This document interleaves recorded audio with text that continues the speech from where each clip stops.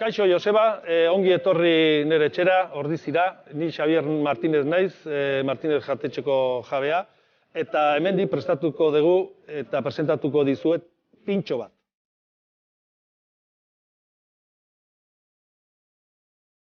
Ehun eta hogeita hamar urte daramagula ja herri hontan, famili berdine, nik laugarrengo generazioko naiz.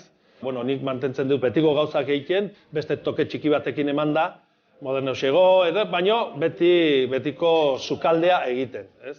Jarriko nuke, adibidez, gamba lagabardina, jartzen dugula, o gamba horli. Lardina, dala pintxo bat iruilarra gazta eta gambakin egin da, enpanauta eta frejituta.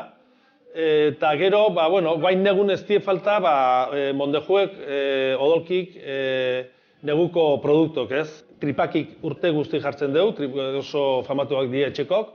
Hemen prestatuko dugu guain pintxo bat, egingo dugu lardina deitzen dela, lardina termino gastronomiko bat da, lardear, dela bildu iruilarrakin zerbait, ez? Orduan hemen jarriko dugu iruilarra, gazta eta gamba bat.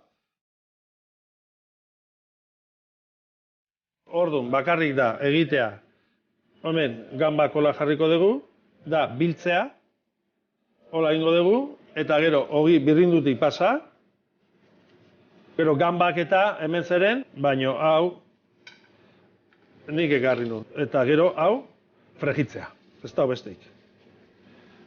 Holaxe. Pintxo hau gehienez, igandetan eta hola eskatzen da ez. Hau oso horretxa da, jartzea hemen frejitxu pixka, eta hemendik ja atera, kolore hartuta gero, eta listo. Hoi ja ez da besteik. Bueno, hemen ikusten dezute ja gazta nola daun bere puntxun ja, hoi da, gamba eta dana inda daula, eta pintxoa, errez.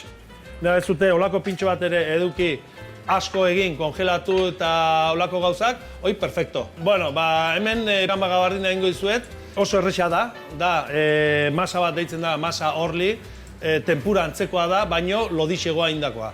Irine, ardo txurie o garagardo pixkat, legamia eta gatza. Gamba, hemen pasatzen duzu, hemen ondo, eta gero gambak hola geratzeko, merke, errexeiteko eta jendeare gustora horrekin.